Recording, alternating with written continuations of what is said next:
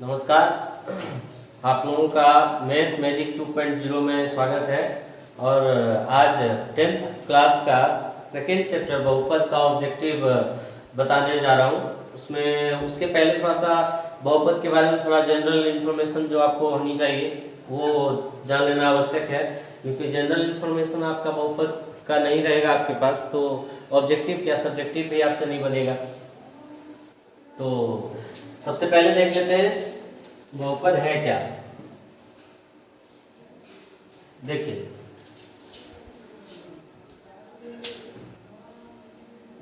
चर का ऐसा मतलब बीजीय व्यंजक, ऐसा बीजीय व्यंजक जिसका घात और ऋणात्मक हो। और ऋणात्मक, अब सबसे पहली बात आती है बीजीय व्यंजक किसको कहेंगे। बीजीय व्यंजक अलजेब्रिक एक्सप्रेशन किसको कहेंगे, बीजीय व्यंजक किसको कहेंगे। यहां देखिए, चर होता है ना X Y Z A B C D, कुछ भी सारा चर है। अचर किसको बोलेंगे, 1 2 3 -1 -2, ये सब -3 -1/3। तो चर एवं अचर के गुणनफल को हम लोग बोलते हैं बीजीय व्यंजक। याद रखेंगे, चर एवं अचर के गुणनफल को क्या बोलेंगे, बीजीय व्यंजक, अलजेब्रिक एक्सप्रेशन। जरा याद देखिए, जैसे कि 2 गुना वाई तो हो जाएगा 2y, ये अलजेब्रिक एक्सप्रेशन है, बीजीय व्यंजक है। -2 गुना x तो 2x -2x तो क्या है, बीजीय व्यंजक है। यानी कि चर एक अचर के मिश्रण यानी कि गुणनफल को हम लोग क्या बोलेंगे, बीजीय व्यंजक कहेंगे। तो बीजीय व्यंजक कंप्लीट है, तो बीजीय व्यंजक किसको बोलेंगे, चर और अचर के गुणनफल को क्या बोलेंगे, बीजीय व्यंजक। अब वैसा बीजीय व्यंजक जिसका घात क्या हो, अऋणात्मक हो। अऋणात्मक का मतलब नॉन निगेटिव, निगेटिव नहीं होनी चाहिए। दूसरी बात, इसका पावर आप कैसे पकड़ेंगे कि ये बहुपद का पावर है या नहीं है। तो बहुपद क्या, देखिए पावर बढ़ता हुआ क्रम में रहेगा या तो घटता हुआ क्रम में रहेगा। बढ़ता हुआ क्रम में रहेगा तो इस तरह के फॉर्म में रहेगा, a0 x पर 0 रहेगा, a1 x1 a2 x2, इस तरह a n-1 a x पर भी यानी n-1 a n x n, यानी a n जो होगा, यानी a n जो होगा लास्ट वाला, ये नॉट इक्वल टू 0 होगा। अगर वो 0 हो जाएगा तो ये बहुपद ही नहीं कहलाएगा। तो चलिए देखते हैं बहुपद कौन कौन से प्रकार के बहुपद होते हैं, जरा देखते हैं। सबसे पहले देखिए अचर बहुपद।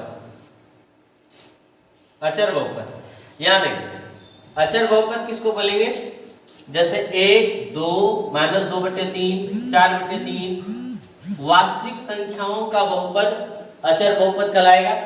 अब शून्य बहुपद किसको बोलेंगे, शून्य को ही शून्य बहुपद बोलेंगे, जिसका पूरा मान 0 के बराबर हो जाएगा उसको हम लोग बोलेंगे शून्य बहुपद। तो चलिए आगे अब बढ़ते हैं। तो बहुपद में कोई दिक्कत नहीं है, फिर से एक बार मैं बता देता हूं कि ऐसा बीजीय व्यंजक जिसका घात और ऋणात्मक हो उसको बहुपद बोलेंगे। फिर से एक बार सुन लीजिए, ऐसा बीजीय व्यंजक जिसका घात और ऋणात्मक हो यानी नॉन निगेटिव हो उसको हम लोग बोलेंगे बहुपद। अब चलिए, बहुपद का घात जो होता है वह बढ़ते हुए क्रम में रहता है या तो घटते हुए क्रम में रहता है। तो बहुपद का जो घात होगा उससे ही पकड़ना है आपको बहुपद कौन होगा या नहीं होगा। तो यहां देखिए, बहुपद का जो घात होगा वो आपको हमेशा पूर्ण संख्या दिखना चाहिए। पूर्ण संख्या, ये याद रखने का तरीका है। पूर्ण संख्या का मतलब हुआ होल नंबर, होल नंबर का मतलब हुआ 0 1 2 3, गिनती वाली संख्या के आगे 0 शामिल कर देने पर क्या हो जाता है, वो पूर्ण संख्या हो जाता है। तो घात जो है इसका हमेशा 0 1 2 3 के फॉर्म में रहना चाहिए, यानी पूर्ण संख्या के फॉर्म में होना चाहिए घात, तभी वो क्या कहलाएगा, बहुपद कहलाएगा। ये याद रखिएगा। अगर घात उसका 1/2 हो जाएगा तो ये बहुपद नहीं कहलाएगा, -2/3 हो जाएगा ये बहुपद नहीं कहलाएगा। इसलिए क्यों नहीं कहलाएगा, क्योंकि ये पूर्ण संख्या नहीं है। समझ गए। तो चलिए अब आगे बढ़ते हैं, बहुपद का प्रकार में हम लोग जा रहे थे। देखिए पहला प्रकार है इसका रैखिक बहुपद। रैखिक बहुपद इसको बोलेंगे हम लोग, इंग्लिश में बोलते हैं लीनियर पॉलिनोमियल। लीनियर पॉलिनोमियल, यहां देखिए एक घात वाले बहुपद, एक घात वाले बहुपद उसको बोलेंगे हम लोग रैखिक बहुपद। घात 1 वाले बहुपद जो कहलाते हैं, घात 1 वाले बहुपद ये रैखिक बहुपद होते हैं। इसका फॉर्म जो होता है ax + b होता है। रैखिक बहुपद का फॉर्म होता है ax + b। इसका अगर हम शून्य निकालेंगे, 0 के बराबर करेंगे तो ax plus B equal to 0, ax equal to हो जाएगा b minus B, x equal to क्या हो जाएगा माइनस बी बटे a, यानी एक ही शून्यक निकलेगा इसका। कितना शून्यक निकलेगा? एक शून्यक। तो क्वेश्चन ये भी आता है कि रेखिक बहुपद के कितने शून्यक होते हैं? तो एक ही शून्यक। एक घात वाला एक शून्यक, दो घात वाला दो शून्यक, तीन घात वाला तीन शून्यक, चार घात वाला चार शून्यक। आप ऐसे ही याद रखेंगे। एक घात वाला बहुपद रेखिक बहुपद कितने शून्यक? एक शून्यक। दो घात वाला बहुपद द्विघात बहुपद कितने शून्यक? दो शून्यक। तीन घात वाला त्रिघात बहुपद कितने शून्यक? तीन शून्यक। अब यहाँ देखिए, रेखिक बहुपद आपका क्लियर है, लीनियर पॉलिनोमियल। एक घात वाले बहुपद को कहेंगे रेखिक बहुपद। चलिए दूसरा बहुपद जो आपका है द्विघात बहुपद, उसको देखिए। द्विघात बहुपद, क्वाड्रेटिक पॉलिनोमियल।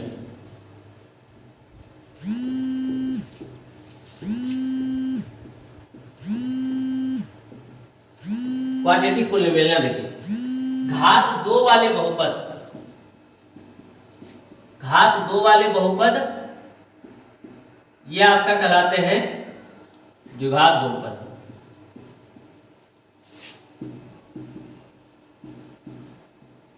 यहां देखिए, घात दो वाले बहुपद द्विघात बहुपद कहलाते हैं। इसका जो रूप होता है, इसका जो फॉर्म होता है वो कैसा होता है? यहां देखिए, ax square plus B x plus C equal to 0 दे सकते हैं या नहीं भी देंगे, द्विघात समीकरण हो जाएगा। 0 दे देंगे तो द्विघात समीकरण हो जाएगा। तो चलिए, एक्स स्क्वायर का गुणांक कहलाएगा a, एक्स स्क्वायर का गुणांक, b क्या कहलाएगा? x का गुणांक। आराम आराम से समझना है। c क्या कहलाएगा?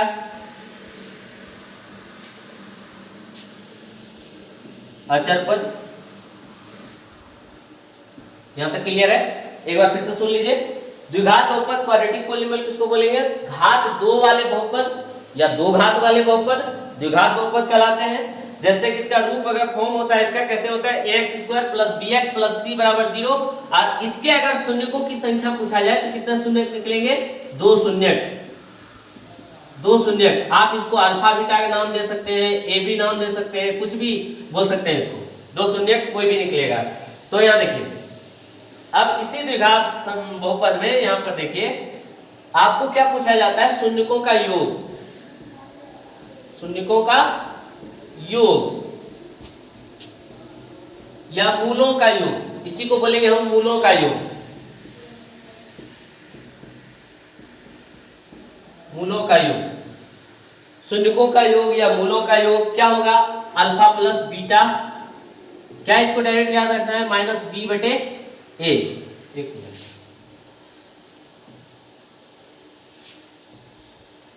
माइनस बी बटे ए, ये आप याद रखेंगे। अल्फा प्लस बीटा बराबर क्या? माइनस बी बटे ए। क्या होगा अगर आपका बहुपद द्विघात बहुपद इस तरह x square plus B x plus c है, तो क्या होगा? b क्या होगा यहाँ पर? x का गुणक, a क्या होगा? x स्क्वायर का गुणक, y का है तो y का गुणक, y स्क्वायर का गुणक, है ना? तो इस तरह से आप याद रखेंगे। दूसरी बात, शून्यकों का गुणनफल, इसको भी बोलेंगे हम मूलों का गुणनफल। गुणनफल का मतलब इंटू। अब अल्फा बीटा रहेगा तो बोलेंगे अल्फा इंटू बीटा। क्या होगा? c बटे ए। c का बोलेंगे अगर x का बहुपद है तो अचर पद बटे एक्स स्क्वायर का गुणक, अचर पद बटे एक्स स्क्वायर का गुणक। आप देखिए, इसको मैं सब्जेक्टिव क्लास में प्रूव कर चुका हूं कि कैसे अल्फा प्लस बीटा बराबर माइनस बी बटे ए होता है। आप इसको प्रूफ देखना चाहते हैं तो सब्जेक्टिव क्लास में जाकर के देख लेंगे। बहुपद का सब्जेक्टिव क्लास जो है उसमें प्रूफ किया हुआ है कि अल्फा प्लस बीटा का जो मान होगा माइनस बी बटे ए होगा, और अल्फा इंटू बीटा का जो मान होगा वो सी बटे ए होगा। आप यहाँ ऑब्जेक्टिव देखने जा रहे हैं तो ऑब्जेक्टिव में आपको जरा सा इसको याद रखना है कि अल्फा प्लस बीटा बराबर क्या होगा? माइनस बी बटे ए।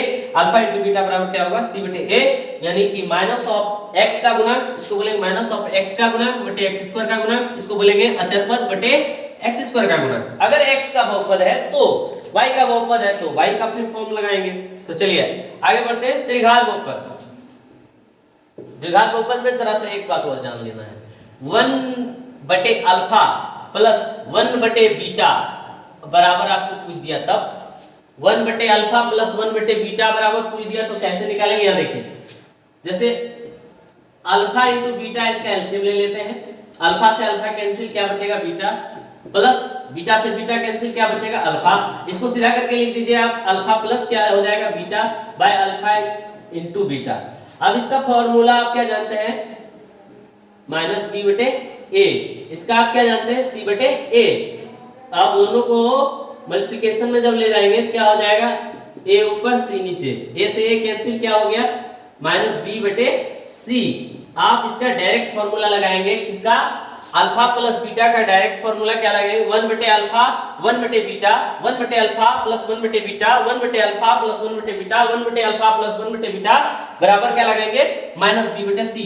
माइनस बी बटे सी, माइनस ऑफ, अगर x का पॉलिनोमियल है तो माइनस ऑफ x का गुणांक बटे अचर पद, माइनस ऑफ x का गुणांक बटे अचर पद, y का गुणांक, अगर y का पॉलिनोमियल है तो माइनस ऑफ y का गुणांक बटे अचर पद, z का पॉलिनोमियल है तो माइनस ऑफ z का गुणांक बटे अचर पद। तो ये आप याद रखेंगे कि 1 बटे अल्फा और 1 बटे बीटा अगर दोनों प्लस में है, 1 बटे अल्फा प्लस 1 बटे बीटा का जो मान होगा क्या होगा? माइनस बी बटे सी होगा।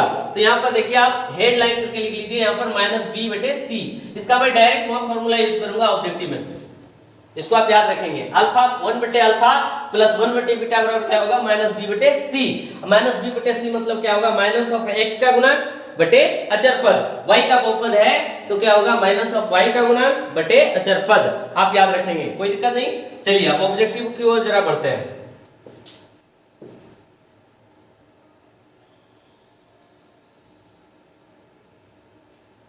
देखिए पहला ही ऑब्जेक्टिव क्या है? देखिए, यदि द्विघात बहुपद qx x square minus x plus 4 के शून्यक अल्फा बीटा हो तो अल्फा प्लस बीटा बराबर क्या होगा? चलिए यहां जरा देखिए, अल्फा प्लस बीटा, अभी मैंने आपको क्या बताया? अल्फा प्लस बीटा बराबर क्या होगा? माइनस बी बटे ए। माइनस बी, बी का मतलब क्या है? -1, -1 और माइनस ये वाला माइनस दोनों मिलकर के क्या हो जाएगा? +1। अब बाय एक्स स्क्वायर का गुणा क्या है? 1। 1 बटे 1 क्या कहलाएगा? 1 कहलाएगा। Option number C is correct. कोई दिक्कत है? कोई दिक्कत नहीं हो रहा होगा हमको लगता है। चलिए, द्विघात बहुपदों के शून्यकों की संख्या भी मैंने चर्चा किया था कि द्विघात बहुपद यानी एक घात वाले बहुपद का शून्यक होता है 1, 2 घात वाले बहुपद का शून्यक होता है 2, 3 घात वाले बहुपद का शून्यक होता है 3। तो चलिए यहां देखिए, इसके शून्यकों की संख्या कितनी होगी? तो 2 होगा, ये तो करेक्ट है। ये आगे बढ़ते हैं। यदि द्विघात बहुपद, यदि बहुपद px x² - 2x + 5 के शून्यक a b हो तो a * b का मान होगा। अभी मैंने आपको तुरंत बताया था कि a * b का मतलब हो गया alpha into beta. Alpha into beta, वही अल्फा की जगह पर a है, इसकी जगह पर b है, क्या होगा? अल्फा इंटू बीटा c बटे a। c का मतलब क्या हुआ? अचर पद बटे क्या? a x² का गुणांक, अचर पद क्या है? 5, x² का गुणांक क्या है? 1, 5 बटे 1 क्या कहलाएगा? 5 कहलाएगा। Option number A is correct. कोई दिक्कत? लगता नहीं कोई दिक्कत हो रहा होगा। चलिए आगे बढ़ते हैं।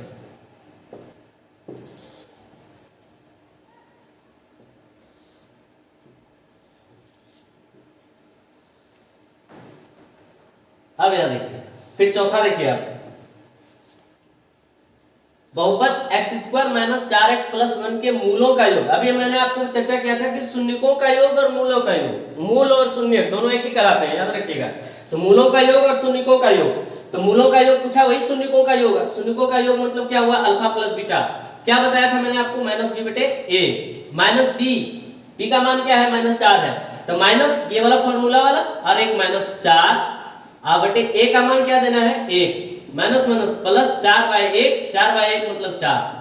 बस ऑप्शन नंबर बी करेक्ट हो गया। आगे बढ़ते हैं, देखिए